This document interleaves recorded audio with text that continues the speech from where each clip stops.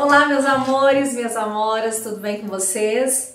Hoje nós vamos dar início ao módulo 2 em português, tá?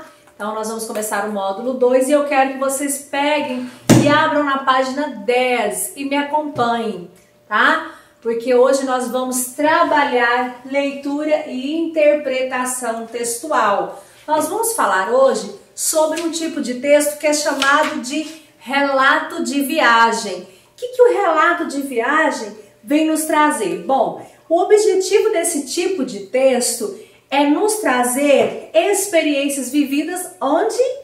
Claro, em viagens, né? Afinal de contas, as viagens são formas muito interessantes de conhecermos diferentes culturas, seja do nosso país ou seja de outros países. Então é através das viagens que nós podemos então ter aí grandes descobertas. E esse relato de viagem que nós vamos trabalhar com leitura e interpretação hoje, para que serve, Tia Valquíria? Qual é a função desse tipo de texto?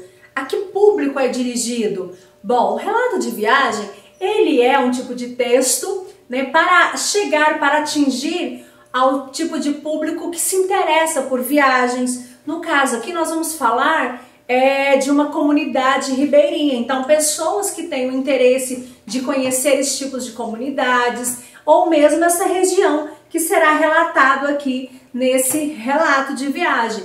Então que no caso aqui é a região de Manaus. Alguém que tem interesse de conhecer um pouco mais sobre essa região, então poderia buscar na internet, poderia buscar em algum lugar informações desse lugar, para ver se é isso mesmo que essa pessoa gostaria de conhecer. E aí ler, né, e ver mesmo que realmente que são essas informações que aguçam nela o desejo de conhecer melhor, então está confirmado aí, é esse destino que essa pessoa terá. Então os relatos de viagem nos ajudam a conhecer um pouquinho mais dos lugares, né? Principalmente os interessados a conhecer esses tipos de lugares que estão sendo relatados. Então vamos lá? Acompanha comigo na página 10. Vamos lá. Visitando comunidades ribeirinhas no Amazonas. Durante a minha visita a Manaus, em abril de 2016, fiz questão de visitar algumas comunidades ribeirinhas. Manaus é cercada por rios e os rios Negro e Solimões se encontram exatamente em Manaus para formar o maior rio do mundo. Qual é? O Amazonas. Meu interesse em visitar essas comunidades ribeirinhas era para conhecer como as pessoas vivem e qual é a diferença entre os ribeirinhos e as pessoas que vivem na cidade. Então entrei em contato com a cooperativa Solinegros para visitar duas comunidades ribeirinhas localizadas próximas a Manaus.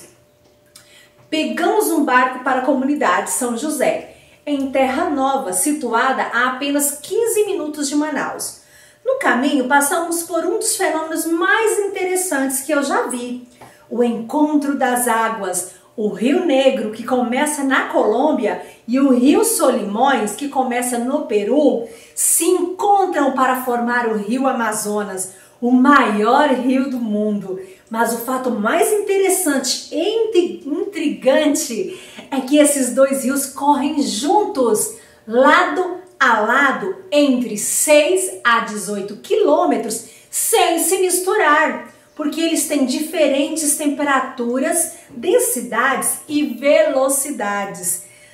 Rio São Limões, cor barrenta e mais rápido, mais frio e mais denso do que o Rio Negro. Como estávamos em um pequeno barco, eu pude colocar a mão na água e sentir a diferença de temperatura. Fiquei abismado e comecei a entender melhor por que as pessoas daqui veneram tanto esses dois rios. Que momento mágico! Estacionamos o barco e andamos cerca de 5 minutos sob um sol forte para entrar na comunidade. A paisagem mudou completamente e o contraste azul do céu brilhante e a vegetação foi espetacular. A comunidade São José é muito particular e interessante, porque durante 6 meses do ano eles vivem em uma ilha e os outros 6 meses a terra é inundada e torna-se uma vila flutuante. Durante a minha visita, o nível de água dos rios ainda estava baixo. Todas as casas são elevadas com palafitas e têm escadas, canoa debaixo da casa e ervas no quintal plantadas em uma plataforma suspensa, o que achei bastante interessante.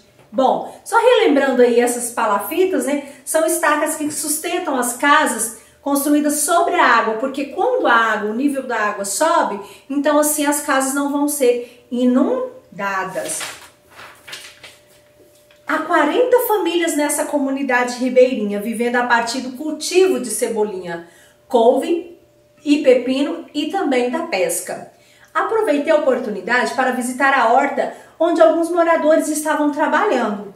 Eles me explicaram que tudo tem que ser sincronizado com a cheia do rio, uma vez que essa área seria inundada em breve. Eles também disseram que a terra é muito fértil, porque o rio deposita nutrientes que são importantes para o plantio das ervas. Também tive a oportunidade de conversar com alguns moradores para entender por que eles preferem as comunidades ribeirinhas do que Manaus, ou seja, eles preferem viver nas comunidades ribeirinhas do que na cidade. Eles foram tão incisivos, ou seja, firmes, certos do que eles estavam falando, dizendo que a vila é muito mais relaxante, tranquila e agradável. E eu realmente senti isso. Apenas 15 minutos de Manaus, uma cidade com uma população de mais de 2 milhões de habitantes, a comunidade tem um ambiente absolutamente tranquilo, rústico e bonito. 15 minutos só de diferença, de distância. E a gente pode observar, de acordo com o texto, essa diferença de um lugar tranquilo, agradável, relaxante, né? Há um projeto futuro para construir uma ponte visando promover o turismo local e para voltar a produzir borracha a partir do látex, uma atração turística, já que o senhor que fazia isso está com idade avançada e enfermo.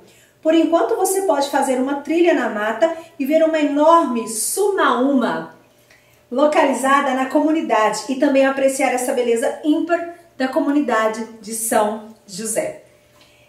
Bom, nos créditos aí do texto nós podemos observar que esse texto foi publicado em um site, né, o site 7 Continentes, um Passaporte.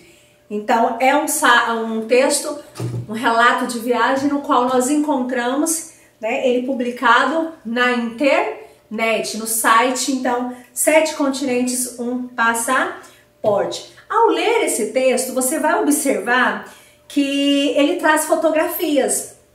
É algo muito interessante do relato de viagem. Por que são colocadas essas fotografias, essas imagens que fizeram parte da história dessa viagem?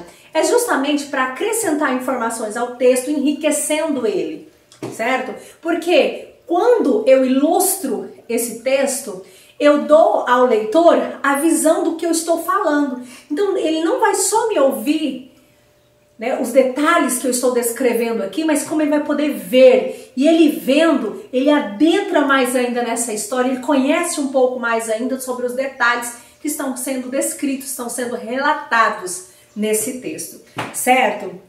Vocês vão ler o texto e responder a página 13, 14, 15 para responder. Leiam o texto com atenção, não fiquem apenas com a minha leitura que acabei de fazer para vocês, certo? Aqui estou fazendo para interagir, discutir as ideias, mas na hora de responder você precisa ler novamente o texto para responder, tá bom? Qualquer dúvida vocês me enviem que eu vou estar respondendo, vou estar ajudando vocês a encontrar essa resposta, mediando vocês a encontrar o caminho, ok?